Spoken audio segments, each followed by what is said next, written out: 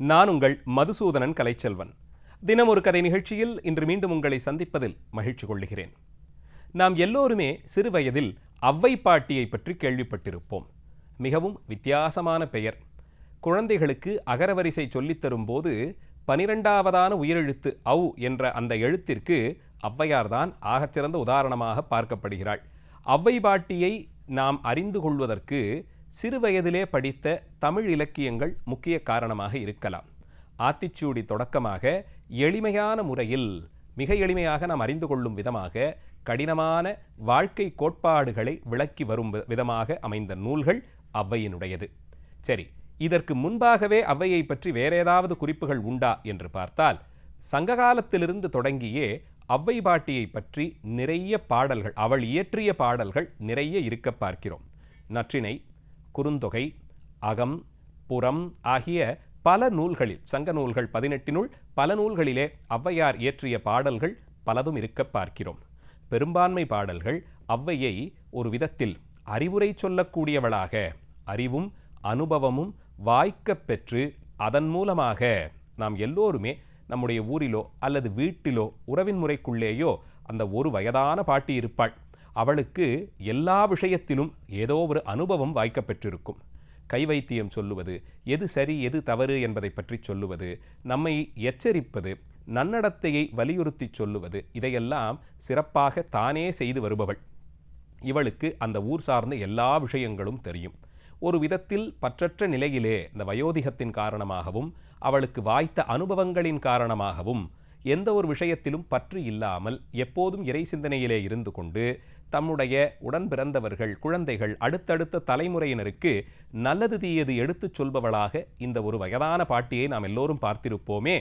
அந்த காலத்திற்கு, அந்த வயது, அந்த தன்மைக்கு ஔவை என்று பெயரிடப்பட்டது போலே தான் தோன்றுகிறது. ஏனென்றால் 2000 வருட தமிழ் வரலாற்று காலத்திலே நமக்கு பல்வேறு காலகட்டங்களில் வாழ்ந்தவர்களுக்கு ஔவையார் என்று பெயர் ஏற்பட்டிருக்க வேண்டும். அதனால்தான் புறநானூறு பாடிய ஔவையார் வேறு என்றும், புராண காலங்களோடு தொடர்புபடுத்தப்படும் ஔவையார் வேறு என்றும் கொள்ள முடியும். இன்னும் சொல்லப்போனால் விநாயகரகவல் முதலிய நூல்களை பாடிய ஔவையார் 15-16ஆம் நூற்றாண்டில் வாழ்ந்தவராகத்தான் பார்க்க முடிகிறது. ஆத்திச்சூடி முதலிய நூல்களெல்லாம் அதற்கு சில நூற்றாண்டுகள் முன்பாகவே வந்திருக்க வேண்டும். புறநானூறு முதலிய சங்ககாலத்திலே அந்த பாடல்கள் பாடிய ஔவையார் வேறொருவராக பார்க்க வேண்டி இருக்கிறது. இவர்கள் எல்லோரையும் தொகுத்து ஒன்று சேர்த்து ஔவையார் என்ற பொதுப்பெயரிட்டு அழைத்து அவர்கள் எல்லோருமே ஒரே காலத்தில் ஒருவராகவே வாழ்ந்தவர் போல நினைத்து கொள்ளுகிறோம். அதிலே வரலாற்று ஆய்வறிஞர்களுடைய கருத்திற்கு நாம் நிச்சயம் முக்கியத்துவம் தர வேண்டும். மொழி, நடை, அவர்கள் கையாளக்கூடிய அந்த அமைப்பு, இதையெல்லாம் வைத்து வெவ்வேறு காலங்களிலே வாழ்ந்தவர்கள்தான் இவர்களெல்லாம். ஆனால் அவர்கள் கொண்டிருந்த தன்மையினாலும் செய்த செயல்பாட்டாலும் அவர்கள் ஔவை என்ற அந்த தன்மையை அடைந்தவர்களாக கொள்ளக்கூடியது என்பது ஏற்கக்கூடியதாகத்தான் இருக்கிறது. அதன்படிக்கு பார்த்தால் சங்ககாலத்திலே ஒரு ஔவையார், இவள் பல சங்கப்பாடல்கள் பாடிய சிறப்பை பார்க்கிறோம். அதைவிட முக்கியமாக தகடூர் என்று அழைக்கப்படும் தொன்மையான நகரம், அது இன்றைய தருமபுரி, அந்த நகரத்தை சுற்றி இருந்திருக்க வேண்டும். அந்த தகடூர் ஆகிற ஊரை அரசாட்சி செய்து வந்த அதியமான் நெடுமான் அஞ்சி எனப்படும் மன்னன் ஔவைக்கு நெல்லிக்கனி கொடுத்தாரே, அந்த அதியமான் அவருடைய சபையிலேயே அவருக்கு அறிவுரை சொல்பவளாக வாழ்ந்து வந்தாள் என்று பார்க்கிறோம். அவளை கொண்டுதான் பல பாடல்களும், அதியமானை வைத்துத்தான் ஔவையினுடைய பல பாடல்கள் இருக்க பார்க்கிறோம். அவனுடைய வீரம், கொடை, ஈகை, கல்வி சிறப்பு, அவனுடைய குணநலன்களை புகழ்ந்து பாடுவதும், அவன் நாட்டின் வளத்தை சிறப்பித்து சொல்லுவதும், அவன் ஆட்சி முறையை, அதனுடைய சிறப்பை பாடுவதுமாக பல பாடல்கள் இருக்க பார்க்கிறோம். அத்தகைய ஔவை அதியமானுடைய அந்த அரசவையிலே இருந்த காலத்தில்தான் கிடைத்ததற்கரிய அந்த நெல்லிக்கனியை ஔவையாருக்கென்றவன் எடுத்து வைத்தான் என்று சொல்லப்படுகிறது. அதை பார்த்துத்தான் ஔவை, இந்த நெல்லிக்கனி யாருக்கும் அவ்வளவு எளிமையாக கிடைத்து விடாது, கிடைப்பது மிகவும் துர்லபம். அப்படி கிடைத்ததற்கரிய ஒரு நெல்லிக்கனியை அதை உண்டால் அவர்கள் அமரத்துவம் பெறுவார்கள், பல காலம் அவர்கள் வாழ்வார்கள், அவர்களுக்கு மரணத்தை வென்ற நிலையே வந்துவிடும் என்பது போன்ற உடல்நிலையை நல்ல ஆரோக்கியத்தோடு வைத்து கொள்ளக்கூடிய அபூர்வமான நெல்லிக்கனி. அதை உள்ளபடியே அரசன் பெற்றபோது தான் அதை உண்டு பலகாலம் சுகபோகத்தோடு இருக்க வேண்டும் என்று எண்ணும் அந்த இயல்பை மாற்றி அதியமான், நாம் இந்த கனியை உண்டால் ஏதோ இன்னும் 100 ஆண்டுகள் இருந்து அரசாட்சி செய்யலாம், ஆனால் ஔவை பாட்டி, இவள் தமிழ் மூதாட்டி, ஊர் ஊராக போய் நல்லது கெட்டது என்ன என்பதை அறிவுறுத்தி மக்களுக்கு உபதேசம் செய்பவள். தமிழ் இவளால் வாழும் என்ற நிலையில் இந்த கனியை அவள் உண்டாள் என்றால் அதுதான் பொருத்தமாக இருக்கும் என்ற எண்ணத்திலே அவனுக்கு கிடைத்த அந்த கனியை ஔவையாருக்கு கொடுக்க போக, ஔவையாரும் அந்த ஈகை குணத்தை பார்த்து, கடையேழு வள்ளல்களில் ஒருவராகத்தானே அதியமானை பார்க்கிறோம், கொடுக்கும் அந்த பழக்கம், அதை பார்த்து கொண்டாடிய ஔவை, சிவபெருமானுடைய சிறப்பு இருக்கும் வரையிலும் உன் பெருமையும் நிலைத்திருக்கட்டும் என்று ஔவை தன் தமிழால் வாழ்த்தினாள். இன்று வரையிலும் நாம் அதியமானுடைய அந்த ஈகை குணத்தை போற்றிக் கொண்டு இருக்கிறோம். அப்படி ஔவையினுடைய வாக்கிற்கு ஒரு பலம் இருப்பதை பார்க்க முடிகிறது. அந்த ஔவையார் தான் பல்வேறு நிலைகளில் அதியமானுக்கு உதவியதாக நிறைய கதைகளும் உலாவர பார்க்கிறோம். அதிலும் குறிப்பாக அந்த பாரி வள்ளலுடைய கதையை வைத்து சொல்லும்போது அவனுடைய மகள்கள் 2 பேர். பாரி வள்ளல், அவரையும் நாம் எல்லாம் அறிந்திருப்போம், முல்லைக்கு தேர் கொடுத்த பரம்புமலை வள்ளல் பாரி. அவருடைய 2 மகள்கள் அங்கவை சங்கவை என்று அழைக்கப்படுபவர்கள். பாரியினுடைய உற்ற தோழர் கபிலர். கபிலர் என்னும் புலவர், அவரும் ஔவையாரெல்லாம் சமகாலத்தவர்களாகத்தான் பார்க்கப்படுகிறார்கள். இவர்கள் இருவரும் கொண்டிருந்த நட்பினுடைய சிறப்பை சில பாடல்கள் மூலமாகவே அறிய முடிகிறது. அப்படி வாழ்ந்த அந்த பாரி நல்ல வீரம் நிறைந்தவன். அவனை சேர சோழ பாண்டிய மன்னர்கள் தனித்தனியே போரில் போய் வெற்றி கொள்ள முடியாத நிலை. அதனால் 3 பேரும் ஒன்றாக சேர்ந்து கொண்டு சூழ்ச்சியால் அவனை வென்றார்கள் என்று அறியப்படுகிறது. அப்படி இறக்கும் தருவாயில் பாரி வள்ளல் தன்னுடைய மகள்கள் அங்கவை சங்கவை இருவரையும் கபிலரிடம் அடைக்கலமாக கொடுத்துவிட்டு, என்னுடைய பெண்களை பாதுகாக்க வேண்டியது உங்கள் பொறுப்பு என்று கூறி உயிர் துறந்தார். உயிர் நட்பு. அவரை பிரிந்து வாடிய கபிலரும் தானும் இன்னும் மரணமடையாத நிலையில் இருக்கிறோமே என்ற வருத்தம், அவ்வளவு ஆழ்ந்த ஒரு நட்பு. அத்தனை உயிரினும் மேலான நண்பன் அவன் இறந்துபட்டு போன போது நானும் உயிர் துறந்திருக்க வேண்டுமே என்ற எண்ணம்.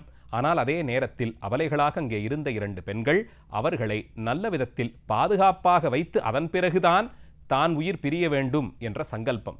அந்த 2 பெண்களையும் அழைத்து கொண்டு பரம்பு நாட்டிலிருந்து நீங்கிய கபிலர் ஔவையாரை சந்தித்து அவளிடம் அந்த 2 பெண்களையும் அடைக்கலமாக கொடுத்துவிட்டு அவர் உயிர் துறந்தார் என்று பார்க்கப்படுகிறது. அந்த கதையை முன்னொட்டித்தான் ஔவையார் இன்றைக்கு விழுப்புரம் பக்கத்தில் இருக்கக்கூடிய திருக்கோவலூர் நகரத்தில் தான் வசித்து வந்தாள் என்பன போன்ற கதைகளும் உண்டு. திருக்கோவிலூரிலே கீழையூர் வீரட்டம் என்றழைக்கப்படும் ஒரு திருத்தலம், பாடல் பெற்ற திருத்தலம். சிவபெருமான் அந்தகாசுரன் என்ற அசுரனை கொன்ற வீரட்டத்தலம், வீரச்செயல் புரிந்த திருத்தலம். அந்தகாசுர சம்ஹாரம் என்று 8 வீரச்செயல்களில் ஒன்று. அந்த நகரத்தில்தான் ஔவை பாட்டி வாழ்ந்தாள் என்று சொல்லப்படுகிறது. ஏன்னா அந்த நகரத்தில் இருந்து கொண்டுதான் ஔவையார் விநாயகர் அகவல் என்று அழைக்கப்படும் அந்த விநாயக பெருமான் குறித்ததான பனுவலை பாடுகிறார். முன்பே சொன்னது போலே இந்த ஔவையார், விநாயகர் அகவல் பாடிய ஔவையார் 15-16ஆம் நூற்றாண்டை சேர்ந்தவராகத்தான் இருக்க வேண்டும். ஒரே பெயரில் அமைந்திருப்பதாலே இந்த கதைகளை எல்லாம் ஒருவாறு தொகுத்து சொல்லும் மரபு அது அழகாகவே இருக்க பார்க்கிறோம்.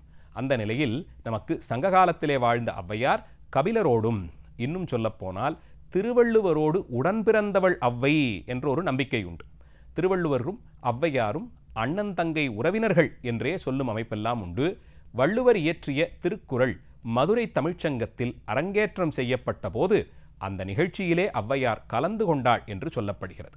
அதை சார்ந்தே ஔவையார் அந்த திருக்குறளினுடைய சிறப்பை உணர்த்தும் போது அதிலே கடுகை துளைத்தேள் கடலை புகட்டி என்று ஒருவர் வாழ்த்தி பாட, அதாவது திருக்குறளின் தன்மை எப்படி என்றால், ஒரு கடுகிற்குள்ளே துளைத்து கொண்டு போய் 7 கடல்களையும் உள்ளே நிரப்பி வைப்பது போன்ற சிறப்பு. ஏன்னா சிறிய சிறிய அடியிலே குரட்பா அமைப்பிலே உயர்ந்த கருத்துக்களை எல்லாம் சொல்லுகிறார் அல்லவா, அப்படி பாடி வாழ்த்தினார். இதை கேட்ட ஔவை கடுகை விடவும் சிறியதான அணு, ஒரு அணுவை துளைத்து 7 கடலை புகுட்டிய அந்த குறளினுடைய சிறப்பு என்று அதை பாடியெல்லாம் கொண்டாடி இருக்கிறார். இந்த பாடல்கள் திருவள்ளுவ மாலையிலே சேர்க்கப்படுகின்றன. பின்னாளில் இப்படி திருக்குறள் பற்றியும் வள்ளுவர் பற்றியும் வந்த வாழ்த்து பாடல்கள் எல்லாவற்றையும் தொகுத்து திருவள்ளுவ மாலை என்றொரு நூல் இருக்க பார்க்கிறோம். அதிலே ஔவையார் பாடியதாக வாழ்த்து பாடல்களும் சேர்க்கப்படுகின்றன. அப்படி பார்த்தால் புராண காலத்திலே வாழ்ந்தவள், அதற்கு புறநானூற்று காலத்திலும் ஔவையாரை வைத்து தொடர்புபடுத்தி பல நிகழ்ச்சிகள்.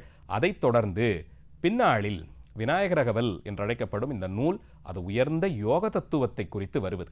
குண்டலினி யோகத்தினுடைய இரகசியங்களை மிக எளிமையான தமிழிலே சொல்லி எல்லோரும் எளிமையாக அறிந்து கொள்ளும் விதமாக அது ஒரு உபதேச மார்க்கத்திலே வைத்து சொல்லும் நூலாக இருக்க பார்க்கிறோம். மூலாதாரத்திலிருந்து தொடங்கி குண்டலினியானது ஒவ்வொரு சக்கரமாக கடந்து கொண்டு போய் அது இறைவனோடு சேரக்கூடிய அந்த தன்மை, அந்த நிலையில் அடையக்கூடிய எல்லையற்ற ஆனந்தம் ஆகியவற்றை பாடக்கூடியதாக இப்படி அறம் வலியுறுத்தி சொல்லுவது, அரசாட்சியினுடைய சிறப்பை சொல்லுவது, முத்தியினுடைய சிறப்பை சொல்லுவது, இறை வழிபாட்டின் தன்மையை சொல்லுவது என்று எல்லா நிலையிலும் வைத்து பொருத்தி பார்க்கக்கூடியவளாக ஔவை பாட்டி இருக்க பார்க்கிறோம். கண்ணகியினுடைய கதை போலவே ஔவையாரினுடைய கதையும் கடல் கடந்து இலங்கை வரை சென்றிருக்க பார்க்கிறோம். இன்னும் சொல்லப்போனால் அந்த பகுதிகளிலே அங்கவை சங்கவை ஆகிற பாரி மகளிர் இருவரும் இலங்கையிலே வாழ்ந்தவர்கள் என்றும், ஔவையார் அங்கே சென்றபோது அவர்கள் வீட்டிலே உணவு உட்கொண்டாள் என்றும், அவர்கள் பாரியினுடைய மகளிர் என்பது அறியாமல் பாரியினுடைய கொடைவள்ளல் தன்மையை ஔவையார் புகழ்ந்து பேச, அவர்கள் இருவரும் அவர் எங்களுடைய தந்தைதான் என்று கூற, அவர்கள் இருவரையும் அடைக்கலமாக கொண்டு ஔவை அவர்களை திருமணம் செய்து வைத்து கொடுத்து பார்த்து கொண்டாள் என்றெல்லாம் சொல்ல பார்க்கிறோம். இன்னும் நிறைய கிளைக்கதைகள் கம்பரோடு கூட ஔவையாரை தொடர்புபடுத்தி உண்டு. அரசவையிலே கம்பருக்கும் ஔவைக்கும் போட்டி ஏற்பட்டது போலே கம்பநாடர் ஒரு பாடலை பாட அதற்கு போட்டியாக ஔவையார் பாடினாள் என்றெல்லாம் சொல்லப்படுகிறது. எப்படி பார்த்தாலும் காலங்கடந்த ஒரு தத்துவமாக ஔவையாரை பார்க்க முடிகிறது. ஆனால் எல்லா காலத்திலும் வாய் வழக்காக வந்தாலும் கூட அந்த கதைகளிலெல்லாம் ஔவை பாட்டி நல்லது சொல்பவளாக, நல்ல தேர்ந்த அனுபவத்தின் மூலமாக, வாய்த்த அனுபவத்தின் மூலமாக எது சரி எது தவறு என்பதை பகுத்தாயக்கூடிய நன்னெறியை உபதேசம் செய்பவளாக, நிறைந்த இறை அன்போடு இறை சிந்தனையோடு பக்தி செய்து கொண்டிருந்தவளாகவே இந்த புராணங்களும் புறநானூற்று பாடல்களும் சொல்ல பார்க்கிறோம். தர்ம வழியிலே நிற்பவர்கள் அடையக்கூடிய நன்மையை ஔவையார் போர் வேண்டாம் என்று சொல்லக்கூடிய ஒரு பாடலிலும் பார்க்கிறோம். எத்தனை தூரத்திற்கு வீரம்தான் முக்கியம் என்று பாடினாலும் பேசி தீர்க்கக்கூடிய பிரச்சனைக்கு போர் என்று வந்துவிட்டால் இரண்டு பக்கங்களிலும் உயிர் சேதம் ஏற்படும். அதனால் அமைதிக்கும் அங்கே குந்தகம் விளையும். அதை தடுத்து உயிர் சேதம், பொருட்சேதம் முதலியவற்றை தடுத்து அமைதியாக பேசி தீர்த்து கொள்ளலாம் என்ற உபதேசத்தையும் செய்து, அதையும் போர்க்களத்திலே இருந்த மன்னனுக்கே சொல்லி போரை நடைபெறாது தடுத்த பெருமையும் ஔவைக்கு உண்டு. இப்படி வீரம் பாடி அவளேத்தான் அமைதியின் சிறப்பையும் எடுத்து சொல்லுகிறாள். இப்படி என்றால் அந்தந்த இடத்திற்கு தகுந்தார் போலே நியாயத்தை எடுத்துரைக்கக்கூடிய ஒரு சின்னம் போலே ஔவையாரை பார்க்கிறோம். அவளே பக்தி பாடல்கள் பாடியதாகவும், அறப்பாடல்கள் சொன்னதாகவும், அரசாட்சியின் சிறப்பை பாடியதாகவும் என்று இப்படி தர்ம அர்த்த காமமாக அறம் பொருள் இன்பம் மூன்றினுடைய சிறப்பையும் சொல்லி இறுதியில் இறைவன் திருவடிகளிலே வைக்கக்கூடிய அன்பு நம்மை வீடு பேற்றை பெற்றுத்தரும் என்று கூறும் விதமாக விநாயகர் வழிபாட்டினுடைய சிறப்பையும் அவளே எடுத்துச் சொல்லும் விதமாக இருக்க பார்க்கிறோம். இந்த நிலையில் தமிழ் கூறும் நல்லுலகு பார்த்திருக்கக்கூடிய பல நூறு புலவர்கள், பல ஆயிரம் புலவர்களுக்குள்ளே அருட்புலவர்கள் என்றொரு தொகுதியை தொகுத்துச் சொன்னால் அதிலே ஔவையார் சொன்ன சொல்லெல்லாம் பலிக்கும் திறமோடு இருந்தாள் என்று பார்க்க முடிகிறது. அத்தகைய ஔவை பாட்டிக்கு தமிழகத்தின் தென்கோடியிலே இருக்கக்கூடிய கன்னியாகுமரிக்கு அருகே முப்பந்தல் என்று சொல்லப்படும் ஊரிலே கோயில் எடுப்பித்து வழிபடுவதையும் பார்க்கிறோம். அந்த நகரத்தில் இருந்துதான் ஔவை பாட்டி முத்தியடைந்தாள் என்ற ஒரு நம்பிக்கை அந்த பகுதிகளிலே நிலவுகிறது. ஔவையார் பேரிலே ஒரு நோன்பு நோக்கும் வழக்கம் பழைய தமிழ் சமூகங்கள் சிலரிடம் இன்று வரையிலும் இருக்க பார்க்கிறோம். இத்தகைய சிறப்புகளோடு கூடி தமிழ் பாடிய ஔவையை தெய்வத்தன்மையோடு பார்க்கும் நிலைக்கு உயர்த்தி இருக்கப்படுவது தமிழர்களுடைய பாரம்பரியத்தின் ஒரு அங்கம். நாளைய தினம் மீண்டும் ஒரு கதையோடு உங்களை சந்திக்கிறேன். நன்றி, வணக்கம்.